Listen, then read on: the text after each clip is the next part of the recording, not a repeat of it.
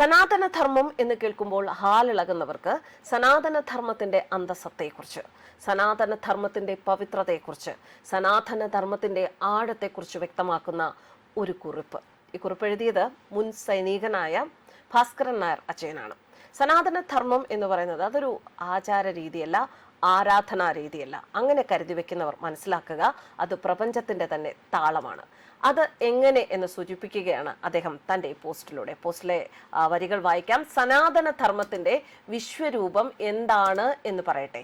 നിങ്ങൾ കാശി വിശ്വനാഥന് മുന്നിൽ തലകുനിക്കുമ്പോൾ, ഓം നമ ശിവായ എന്ന് ഉരുക്കഴിക്കുമ്പോൾ, ആ ഭക്തിയുടെ കണ്ണി കാശിയിൽ മാത്രം ഒതുങ്ങുന്നില്ല. ഒരു ഭക്തന്റെ പ്രാർത്ഥനയിലൂടെ ഉണരുന്ന സനാതന ഊർജം പ്രപഞ്ചത്തിന്റെ എല്ലാ കോണുകളിലും വ്യാപിച്ചു കിടക്കുന്നു. അത് എങ്ങനെയെന്ന് നോക്കാം. വടക്ക് അമർനാഥ് പുണ്യഭൂമി വരെ, തെക്ക് രാമേശ്വരം ജ്യോതിർലിംഗം വരെ, പടിഞ്ഞാറ് സോമനാഥ ക്ഷേത്രം വരെ, കിഴക്ക് മല്ലികാർജുന സന്നിധി വരെ അതിരുകൾ ഭേദിക്കുന്ന ശിവാനുഭൂതി. ഇന്ത്യയുടെ അതിർത്തികൾക്കപ്പുറവും ആ ദിവ്യ സാന്നിധ്യം ജ്വലിച്ചു നിൽക്കുന്നു.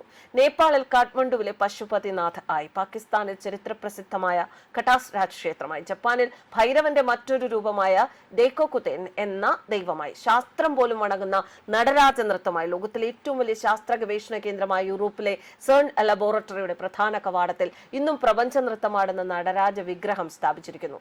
സനാതനധർമ്മം കേവലം ഒരു ആരാധനാ രീതിയല്ല, അത് പ്രപഞ്ചത്തിന്റെ തന്നെ താളമാണ്. ഹരഹര മഹാദേവ്.